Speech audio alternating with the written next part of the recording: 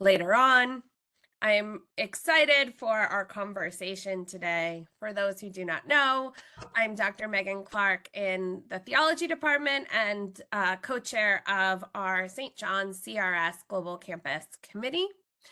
And today we are going to have a conversation in which it is an extra pleasure to be able to highlight the work and the collaborations that have come from one of the faculty members who who we've been able to support with one of our faculty development grants in order to support her research.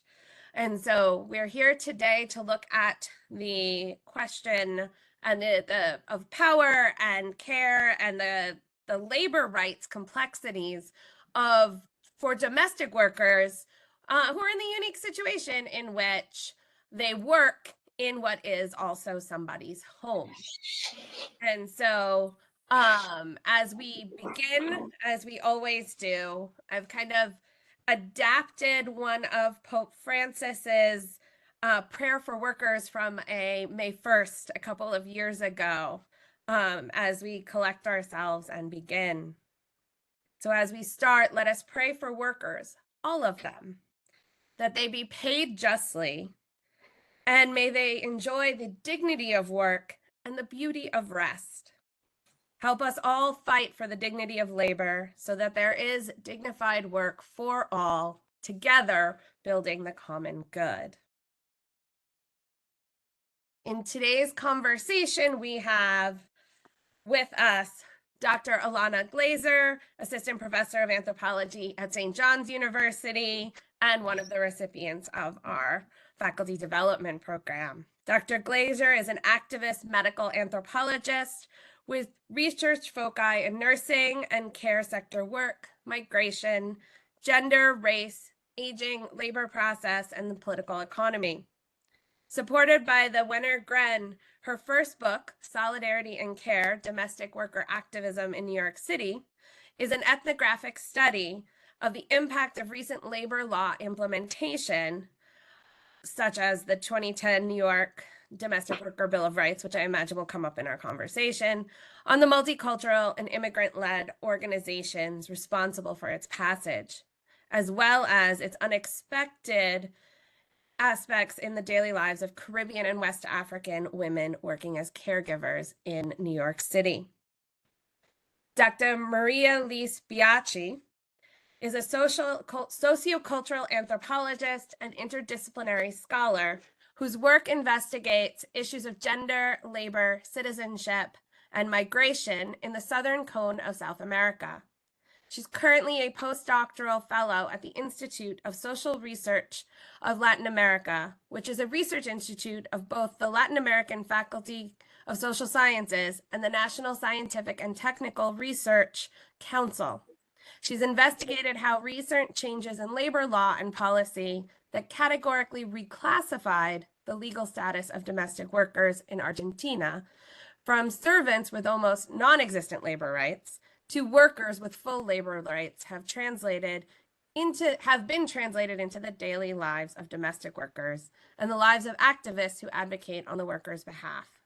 Her current research examines the configuration of Venezuelan migratory flows in Argentina and Chile, migration policy in both countries since the recent migration from Venezuela, and Venezuelan migrants' access to entry and documentation in both Southern Cone states in a project called Contemporary Regional Mobilities, Public Policies and Access to Citizenship Rights. Dr. Rosario Fernández is a sociologist who studied at the University of London. She is in the philosophy department at the Philosophy and Humanities faculty of the University of Chile. Her research focuses on the affects and emotions, care and paid domestic labor, intimacy, and politics as it relates to all three. I'm really excited to learn from all three of you today. As we begin, one of the things that kind of centers and kind of flows between each of your work is these questions of power and care and complexity. So as we begin, I ask first, turn to Rosario. You've done considerable work focused on this, these complexities of domestic work. Can you start us off by giving us a little context on the question of power and labor? What are some of the challenges and unique complexities when you may live in a place where you work, or you're working in what is someone else's home? Yeah, thank you so much, Megan. It's so nice to be here also with Alana and María and everyone who's here as well. I'm really happy that we can have spaces to talk about these topics, which are still very important for us, right? Maybe just to start, I would have to say that the debate around paid domestic labor is very intertwined with feminist and women's movements. So especially in the 60s with what has been called as the second wave, the notion of power became a central issue. So if the first wave, which was the rights for votes and civil rights, was very much focused around the idea of we can also be part of society. So we have the right to vote, we have the right to education, etc. The second wave, also being very very clear that the second wave is not that clear and that there's different waves in different situations and territories, right? But I'm just trying to simplify it a little bit so we can talk about this. But I think in the second wave, one of the most important things is that, okay, now that we have some rights, why are women still very exploited, discriminated, etc.? So it's not enough to have rights. We also have to question society as it works in terms of institutions, labor relations, and how power has a real force in organizing society. So power relations, and these power relations are not enough to be read around the notion of class, or not only around class or economic differences. We also have to include gender aspect of power relations. So there, I think, in the second wave, there's going to begin a discussion around the relationship between economic or class differences and the gender differences in the organization of society around power relations. So, and in that context, feminist movements and also women's movements explore the idea that there's some work or some aspects of women's lives or contributions to society that are not being seen, not being visible, and not only by society, but by other forms of how the critical theory and critical movements have been like trying to visualize like these forms of complex forms of power relations. So there's some aspects that are invisible, right? And one of this is women's work, right? So the first real challenge was to actually say that paid domestic work was a work and is a labor, right? That's not just a naturalized feature of women, of what women want or do. No, we do it because we need to do it, but it's also a work. It's not just our like conditions of being a woman and wanting to take care of our families and our homes. Of course, there is a desire, but it's also a work that involves a lot of time, and involves production of value as well. So there is a big debate in dialogue with a Marxist more form of understanding power relations and understanding how the production of labor and the production of value in societies, right, in the capitalist society. So I think there was the first challenge was to visualize that woman's work. This was taking care of children, taking care of homes, doing domestic labor, reproductive labor, was a labor first, and not only like a natural thing of women. And then seeing that, well, this labor that women tend to do or seen as natural for women is not only complex because women do it and it's not recognized, but the work itself has certain stereotypes associated to that, right? And one of them is the gender stereotypes, but also the racialized stereotypes. So in the case, for example, of Latin America, it's not only the women do this paid domestic labor, it has to do with a more colonial legacy related to racialized bodies that do paid domestic labor, as first as servants and then as paid domestic laborers, right? So indigenous, rural, Black, Afro-descendant people were more conducted to do this kind of labor, right? So first we had to visualize it and then see all the stereotypes around it that create the difficulties to actually put it into value, right? So I think that was a really good contribution around these years, the 60s, the 70s, and that has been complex.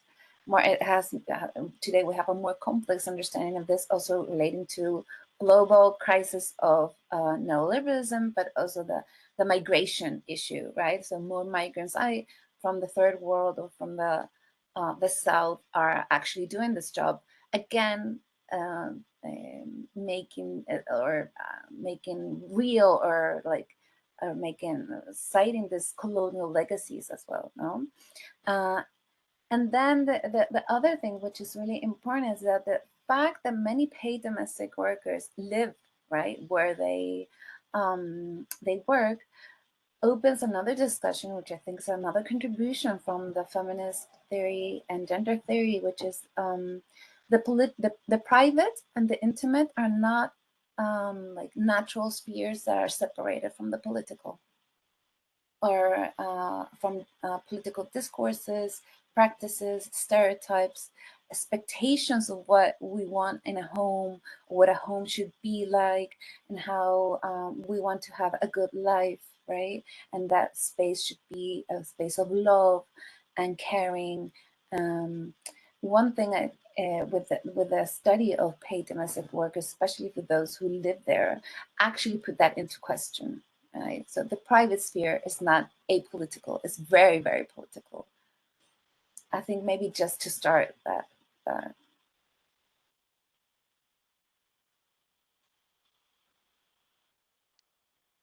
Thank you. And that really, right, that starts to unravel the various layers that really are barriers, right, for proper, right, respect and dignity and human rights, the labor rights of paid of domestic work, is that it gets you into all of, you know, not just gender stereotypes and not just racism and colonialism's legacy and ongoing legacy, but also gets into, we're talking about something that, because of both of those things, has for a very long time not been recognized as work itself. And this translates outside of the paid domestic work and into all kind of questions about gender and work. The one of the kind of my favorite little books I came across a number of years ago. It's a book by a financial journalist. The title was "Who Cooked Adam Smith's Dinner?" Right, the kind of just basic our economics and our economic theory has, for until very recently, kind of just ignored domestic work in all of its context as existing. And so I think your point about you have to make visible what's invisible on all these different levels is really important. An added complexity into all of this is the way that the affective relationship comes in, and the way in which power goes into more the kind of, it comes out a little bit in that move from servant to paid worker.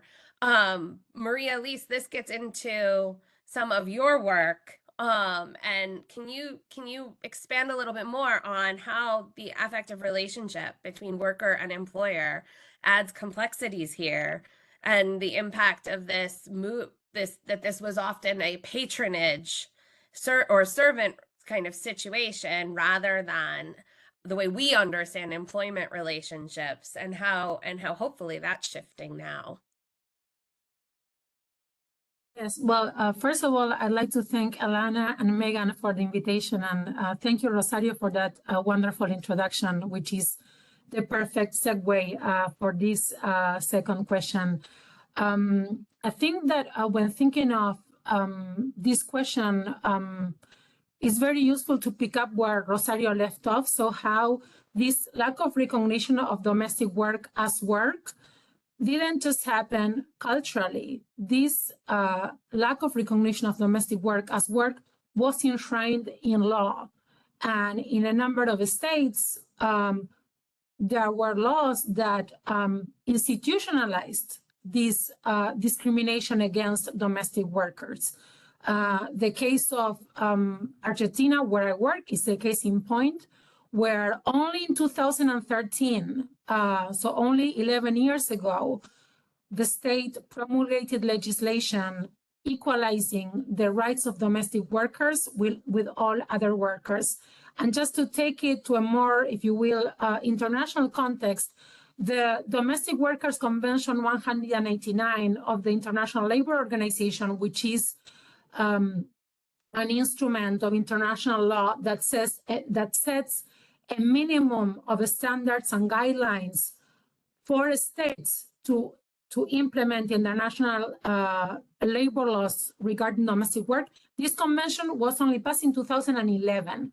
So this discrimination, like this historic cultural discrimination that Rosario was talking about, has had very concrete effects in terms of how states think about domestic work and in terms of how domestic work is regulated. So the fact that this labor has historically been excluded from labor law as labor, and that the implications of that have been that this labor has been regulated historically through customary practices, through an informal manner of regulation.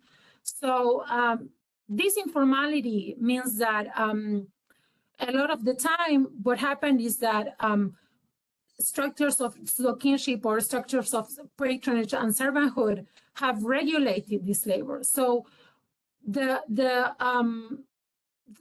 challenges of confronting that legacy and which brings me to your question about affective relationships, is that a lot of the time what the domestic work literature shows is that a lot of the time this idea that the domestic worker is like one of the family, what it has translated into is a discourse of family put to the service of exploitation.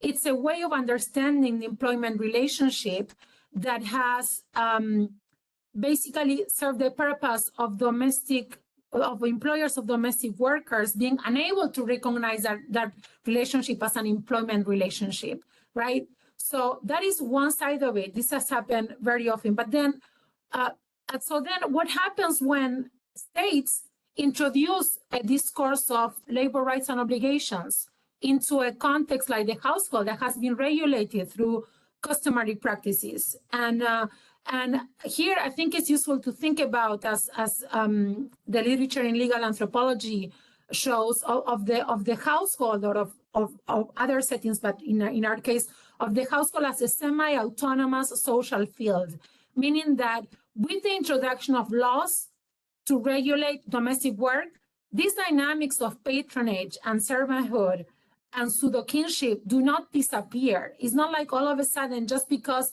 there are laws in place that very clearly delineate the rights and obligations of both workers and employers, that all of a sudden people adopt this rationality of labor rights and obligations and completely forget about thinking of these relationships in pseudo-kinship terms or in patronage terms. What happens is that we have two competing, if you will, normative orders in the anthropological sense of the term that are in a way contradictory and competing, but are part and parcel of the same social field of the household. So we have, on the one hand, labor law, and then on the other, we have customary law, if you will. So what happens is that a lot of the time, with the introduction of labor law, the use of affection of the notion of pseudo kinship, employers do at times continue to use this. It often happens that they continue to use this discourse in a way to the service of exploitation. But what happens sometimes, and again, I don't want to overemphasize this point, because the fact is that, for example, in a country like Argentina, the overwhelming majority of workers are informal workers and are workers whose rights are not being respected. But what happens is that sometimes, I would dare say in a minority of cases, this very discourse of kinship, this discourse of family, is what sometimes enables workers to bargain for their labor rights and to access their labor rights. When I was doing field work, I remember something that a lawyer told me that it really stayed with me. That this was a labor lawyer. She used to work with domestic workers, and she said that sometimes employers, they don't register the work relationship just because it's mandatory or it's the law, but because they are fond of the workers. So I think that anecdote, it's very it illustrates very well this entanglement of contractual and personal relationships that happens very often in domestic work, and particularly in relationships of care work in domestic work, because in the universe that comprises that domestic work, we have cleaning is domestic work, but also taking care of elderly people and children is also domestic work.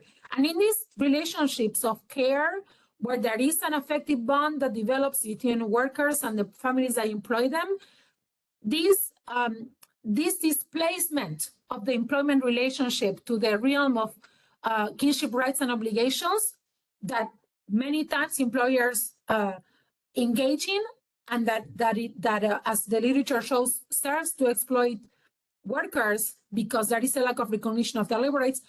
On the other hand, it also sometimes enables workers to claim and to access labor rights under the premise of these relationships of reciprocity. So it's a mechanism that I think of it as a double-edged sword. It's as a very the affective bond is a very ambivalent bond in the household. It's not only about exploitation and it's not only about facilitating claiming and accessing labor rights. It's very ambivalent, and there is in these relationships of affection, there is in a way like some sort of leverage or movements that workers can engage in and do engage in order to gain some measure of equality in relationships that are highly unequal, that are hierarchical, where there is a power relationship.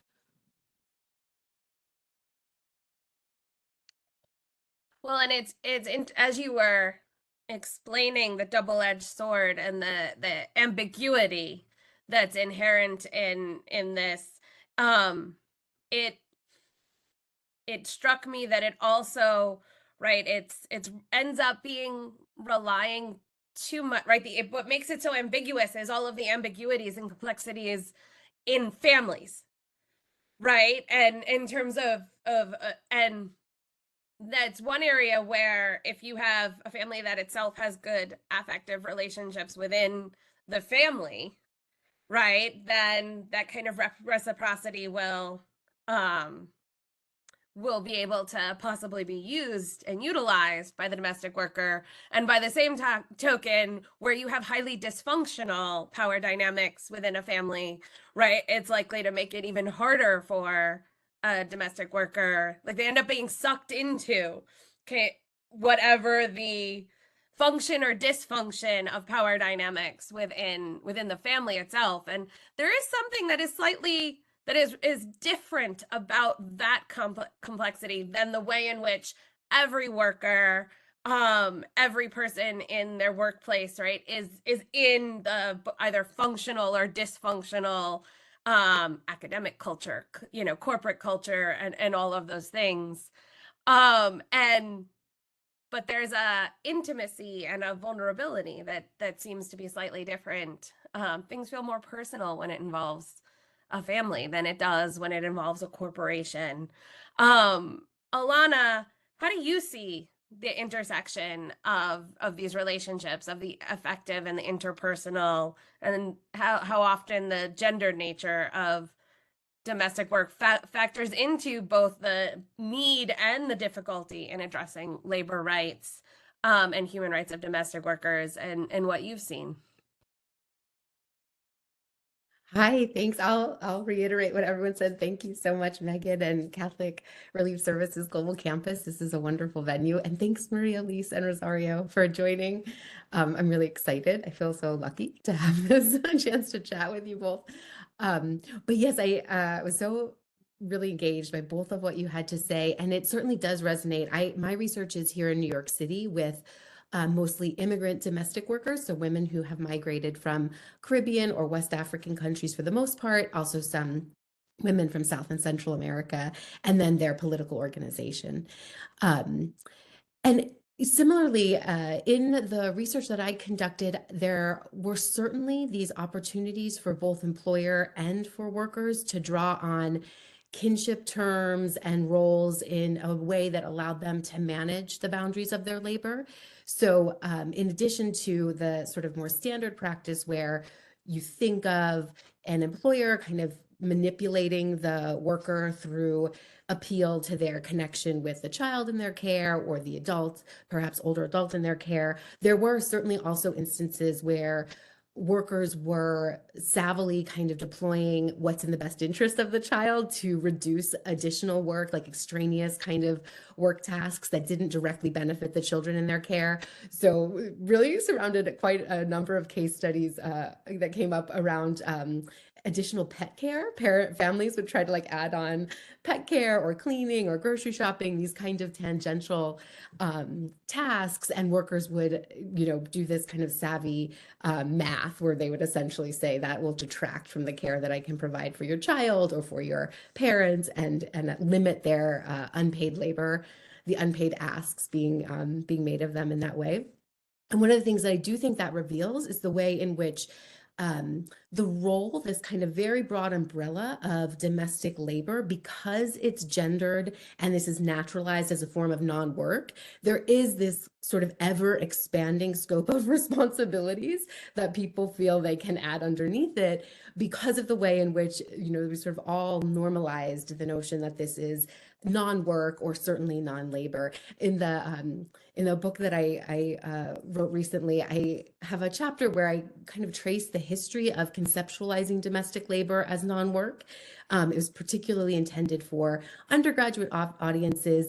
And I find in my classes, when I introduce domestic work, there's so much taken for granted assumption that this is women's work, this is the work that the mother or grandmother does, never questions that they're expected to do it. And when we talk, even in my food and culture class, where we're talking in broad terms, when they introduce their grandfather or their father's role in cooking and like holding the family recipes and traditions, there's always a kind of caveat, like in my family, the father does this or something, which of course, is very common. There's a lot of actual nuance in practice, but the de facto expectation and responsibility falls to women. And so there's this kind of interesting history, at least in the US, where throughout, like, for example, the progressive era, right, there was a real concerted movement to pull women out of the factory and to instill this notion of a woman's responsibility is to care for hearth and home and to maintain this kind of private sphere as a separate entity. entity from the public or industrial sphere,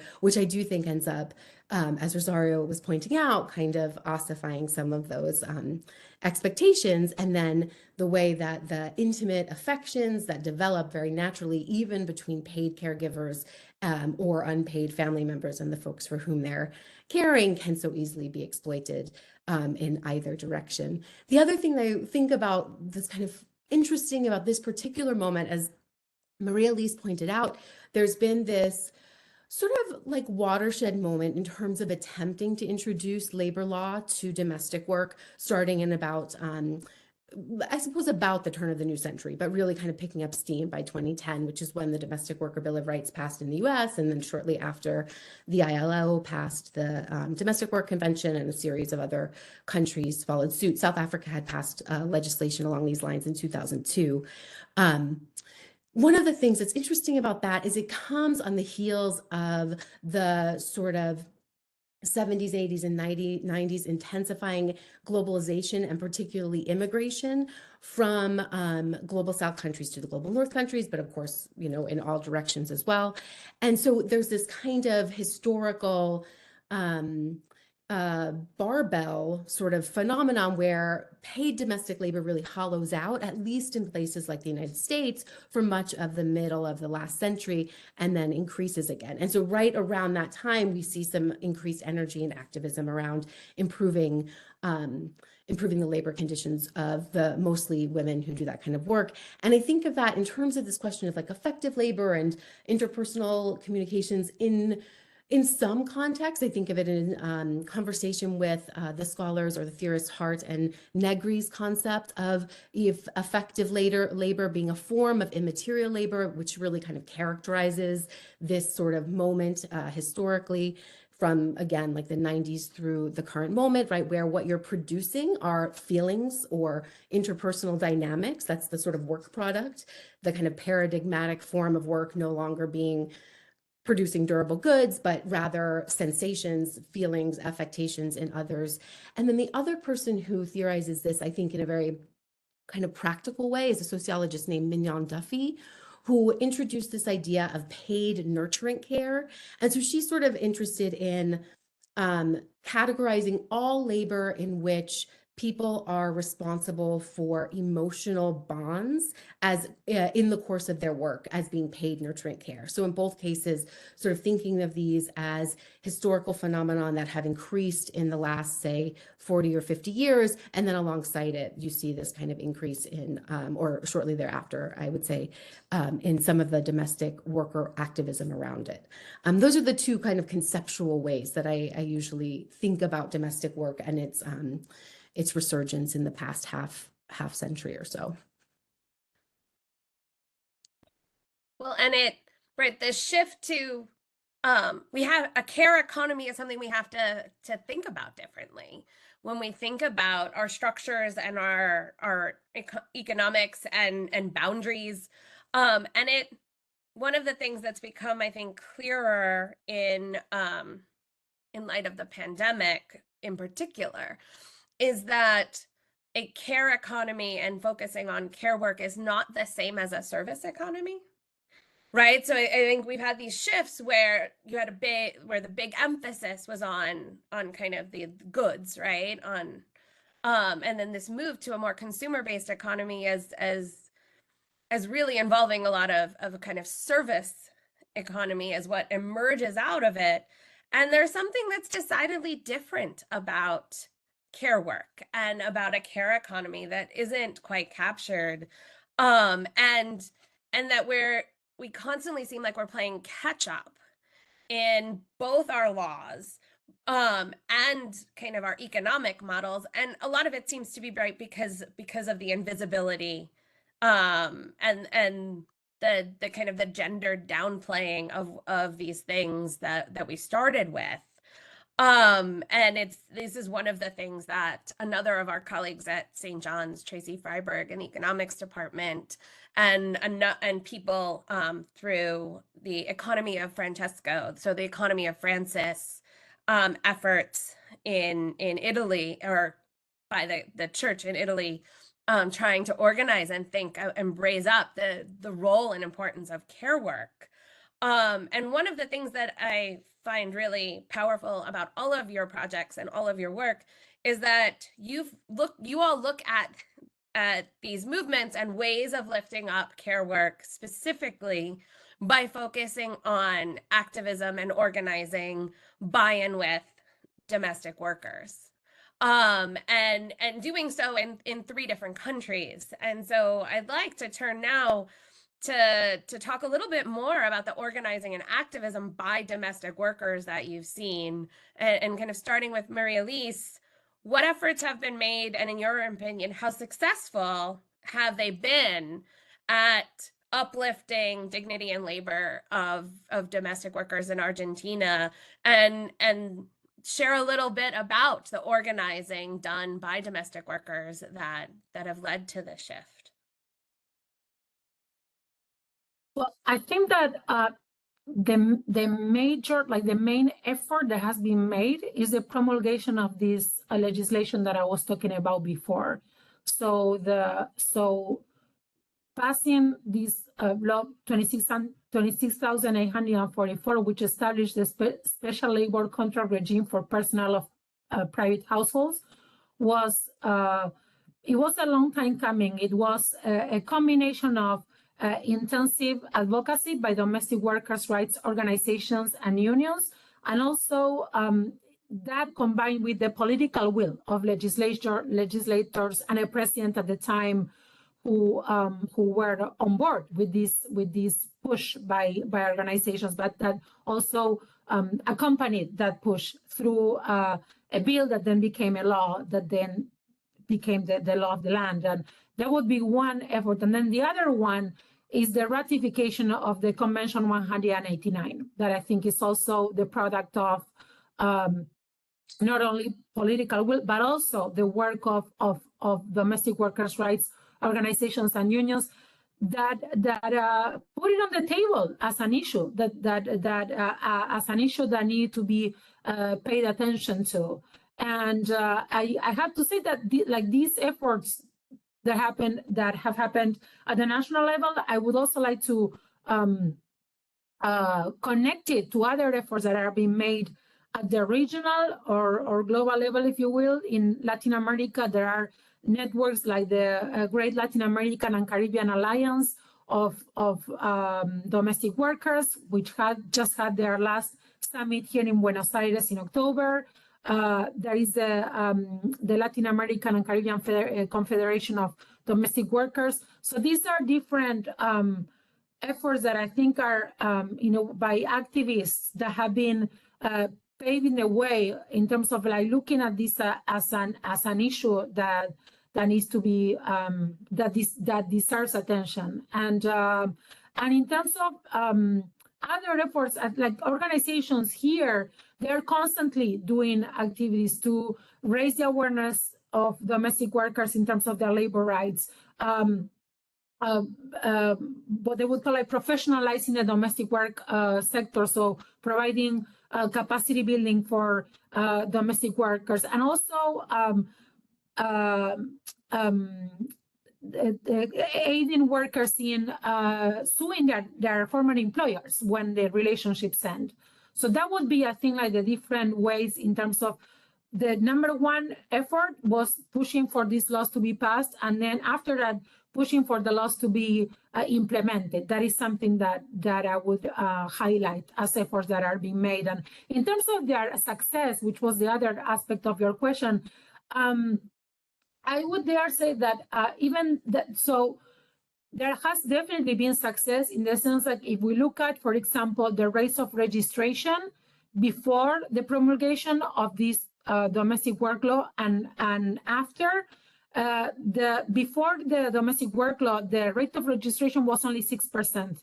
Now it's 23%. It's still extremely low, but it's much higher than it used to be. And also the number of lawsuits against former employers have increased. So I would say that there has been success, but the success has been limited by the fact that the level of informality continues to be high. But also, I think it's important to contextualize this high level of informality of domestic work in the broader context of informality of labor in Latin America in general. So, for example, in Argentina, less than 50% of workers are formal workers. So this is this level of informality, which is very, very high in domestic work, is not just exclusive to domestic work. It happens in a broader context of informality and precarity of labor. And just because legal systems are different, when you talk about registration, you're talking about they're listed as domestic workers, right? So the employer-employee relationship is registered or with the government in a way that in the US might be akin to kind of the way someone's listed for, or taxes being paid and tax forms. Yes, when I say registration, what I mean is that the worker is employed formally, that they are making contributions to social security, that they have health insurance, that they have accident insurance, that they have all of the rights that are recognized of workers. That's what thank you for asking that. That's what I mean when I talk about registration, is that it's a formal employment relationship with all of the protections entitled to formal employment relationships. And when you think about, right, what that means in the bigger context in terms of all of those things, a 6% to a 20, that's a big jump. I mean, that's a good amount of people. That's a real impact in terms of what that means in terms of the human development and dignity of, of almost 18% of the sector. And so that's really that's a big jump, it would seem to me. Rosario, what has been your experience and what have you seen in Chile, and how is this even more complicated when we take into consideration that many domestic workers are also new migrants, and the added vulnerabilities that involves? I was just hearing all of you speak, and there's so many topics which are so interesting that and I was thinking about the notion of care, and the what Alana was saying also about like how care and labor are more and more part of how we're understanding the production today of economies, and this thing about the kinship and the law and all these kind of different logics that go into paid domestic labor that was María Liz talking about as well.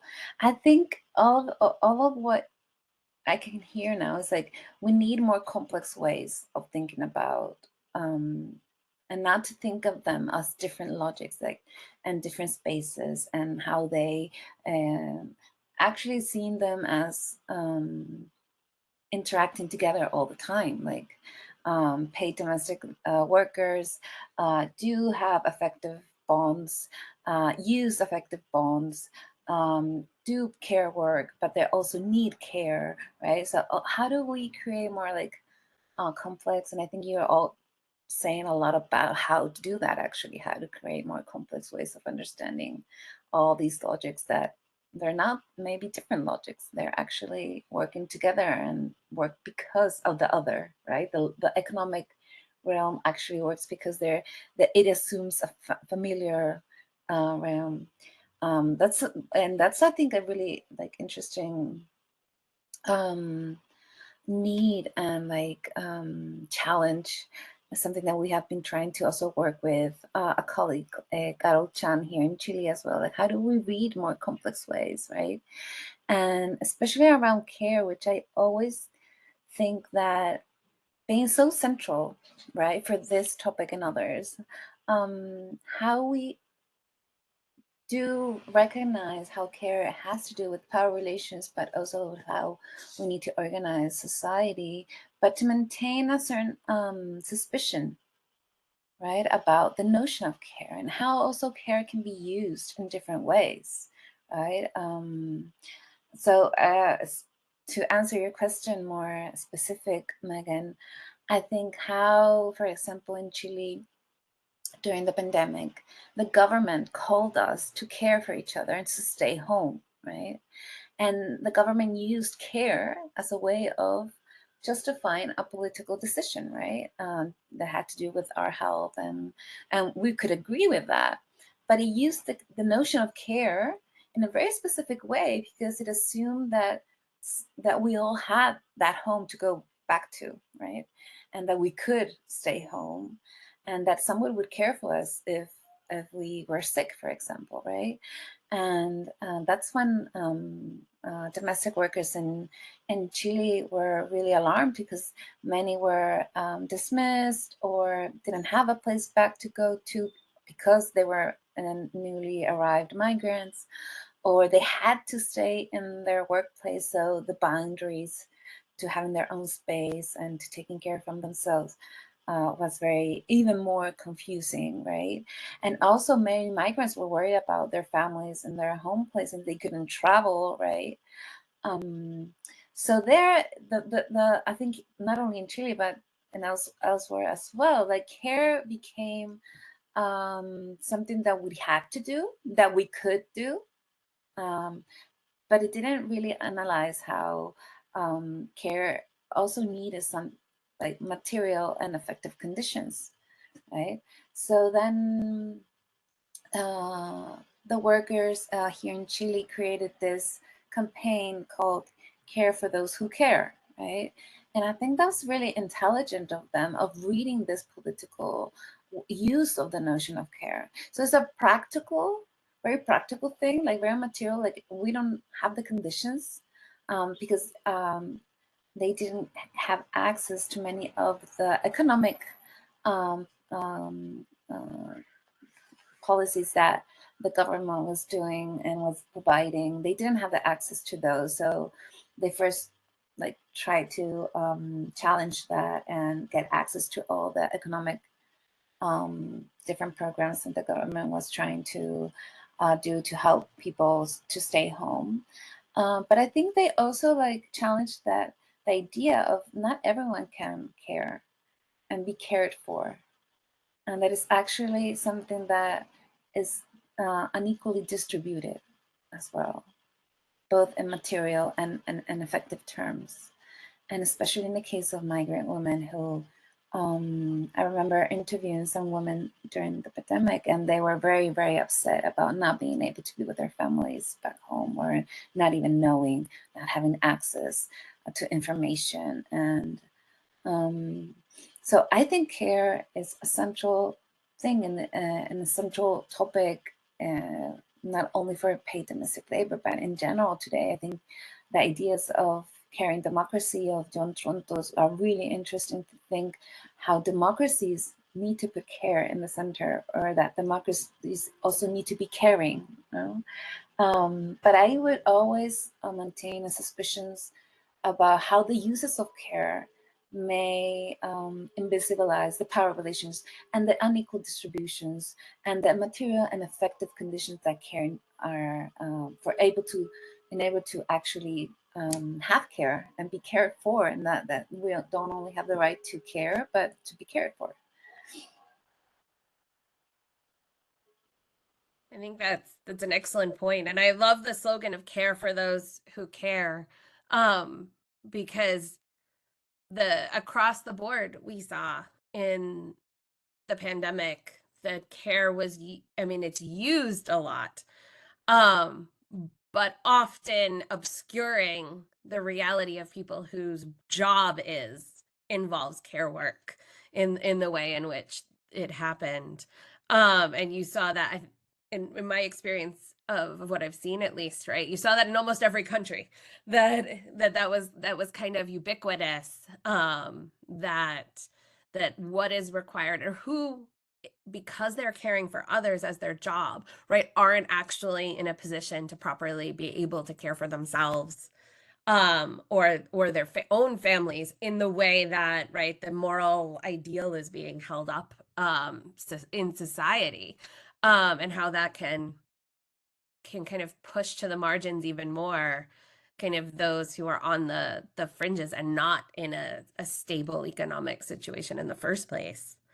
Alana, what have you seen here in New York City in the organizing by domestic workers and migrant women that you've worked with? And how is it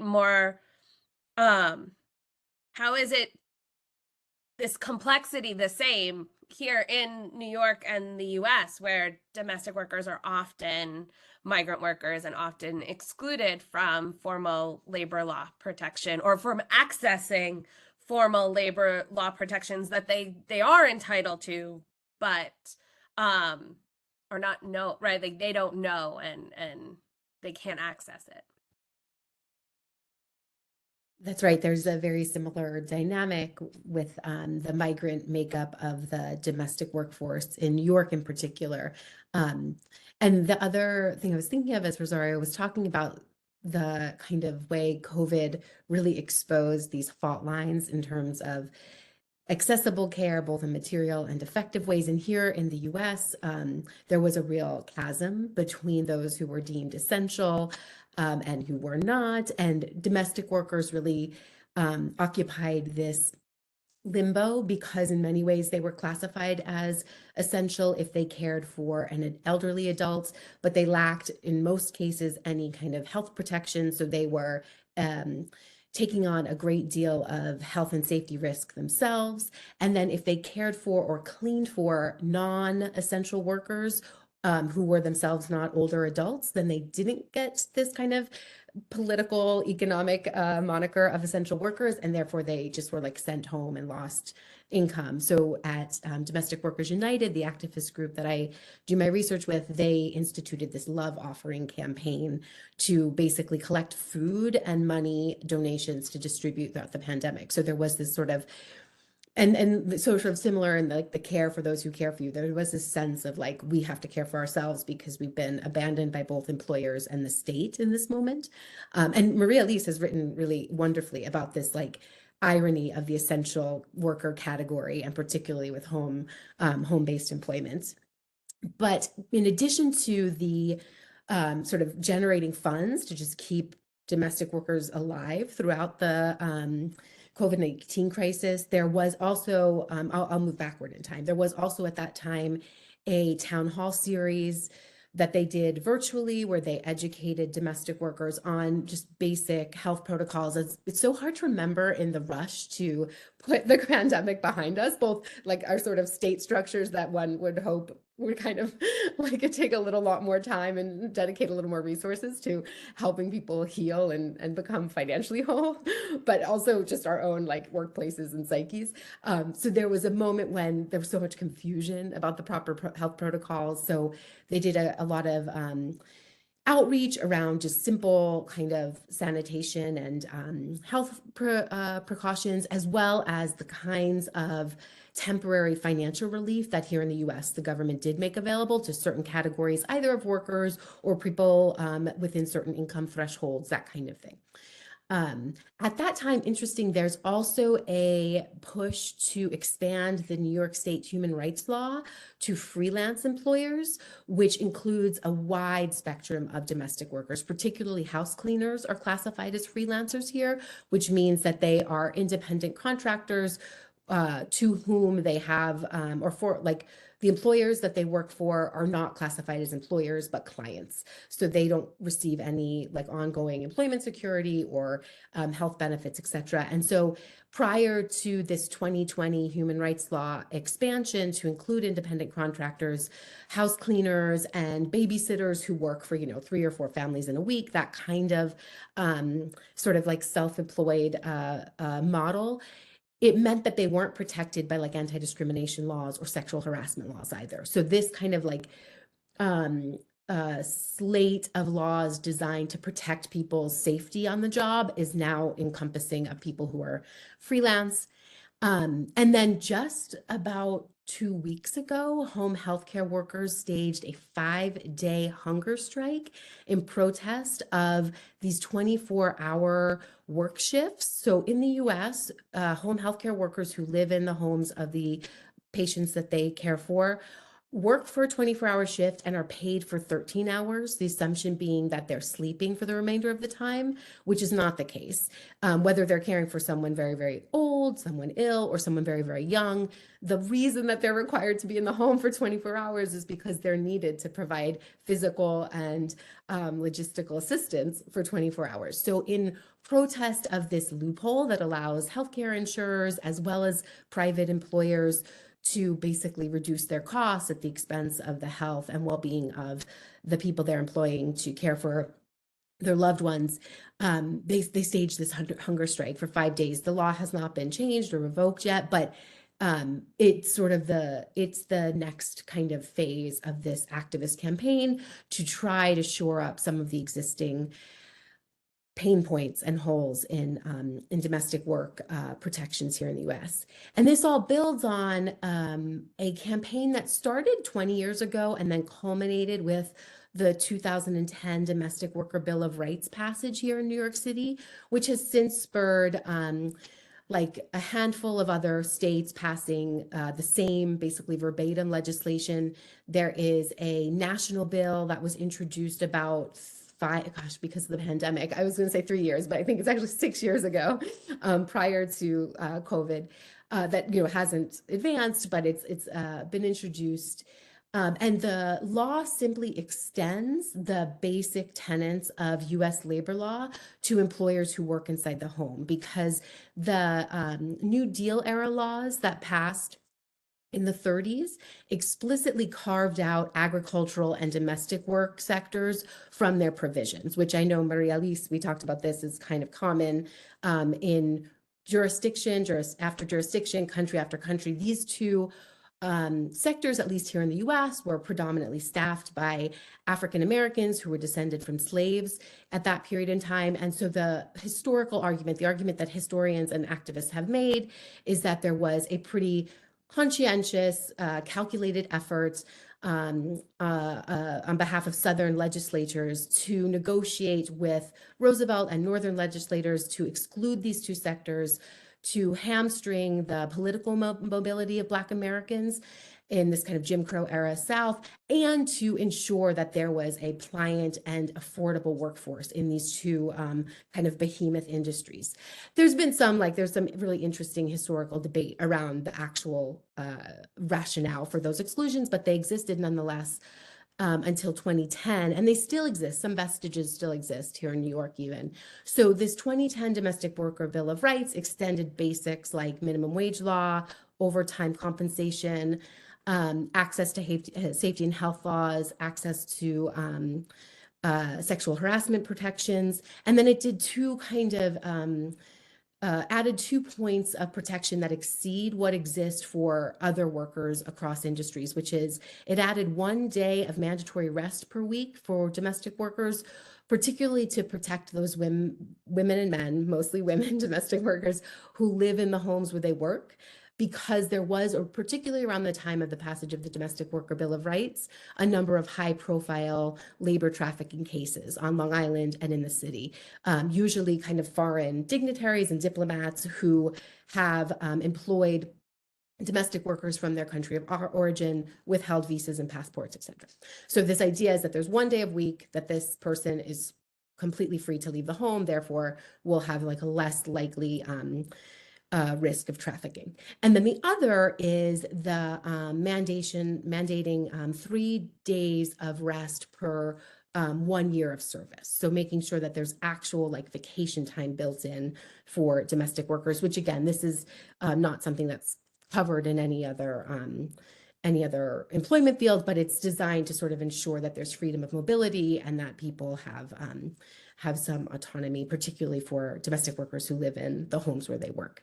So those were significant, at least symbolic legal changes, as Maria Lisa's case kind of alludes to. Similarly, we don't see like a wholesale incorporation of this this kind of rationality, as Rosario was talking about. And interestingly, early on when I was doing my fieldwork, I was in a meeting with domestic work activists who were predominantly employers that were really like emotionally invested in changing the law, reconceiving the home as a site of work, really thinking about how to be feminist, sort of equitable, fair employers in their home, and these other employers who had no real like investment or interest in the circumstances of domestic workers, but had a lot of influence in terms of like their sphere of influence throughout New York. And so what's interesting in that is that what ended up kind of coming out of this is a much more, in these informal sort of parent networks, there is, I think, a pretty rational approach where there's an attempt to really like define a fair wage above the minimum wage that is competitive. There's an attempt to really standardize work hours and to standardize benefits, things like Metro cards, or in, for example, many of the wealthy parts of New York, the standard is 2 weeks of vacation per year, 1 week the employer chooses, 1 week the employee chooses. And that all exceeds what the Domestic Worker Bill of Rights laid out, but it opened up a space for some of these conversations to happen, so that if you're lucky enough to be employed by someone who's kind of in these circles and moves in this echelon where they're thinking about fair employment practices, then you can really benefit. But that's almost exclusive to childcare providers. There's still a particular gap between home healthcare providers whose working conditions and wages tend to not reflect the benefits of the Bill of Rights as much as childcare providers have, I would say. Thank you very much. And it's interesting. I wish we had more time because I'm not surprised by the childcare versus home health care dynamic. But it would be interesting too to see the ways in which outside the home, the challenges of people who work in daycares versus this network, which in New York, right, is a fairly upper echelon network in which you have paid domestic childcare, which is different. One area where the realities of New York are slightly different from others. But what has really struck me about this conversation is the similarities and the deeply ingrained kind of cultural and historical and even legal challenges that are ubiquitous, right? That are present in Chile, that are present in Argentina, that are present in the United States. And I bet if we kind of brought on people working in 3 more countries, we would find there as well, right? The legacies of racism and coloniality and how impacting here, gender as it impacts here, as well as just those who are invisible in society in general, tend to be the same groups of people in each place we go to, right? Whether they be recent migrants, whether they be kind of domestic workers and coming from different communities. And so I'm really grateful everyone who watches this video and those who are on can see why I have throughout this whole process really enjoyed talking with these wonderful scholars. And I really thank all 3 of you for sharing your work and expertise with us. For those who are with us and who might be watching in the near future when I put this up on YouTube, our next event is April 18th. It's a similar lunchtime talk, and that one will be a conversation on the conflict and humanitarian crisis in Sudan. And that is the 3rd in our series spotlighting ongoing current news kind of things that are not in the United States receiving significant media attention. And so I hope that many will join us to learn more about the conflict and the really exploding humanitarian crisis in Sudan and surrounding places. Thank you very much. And I hope we can all be in conversation again soon. Thank you. It's a great conversation. Thank you so much.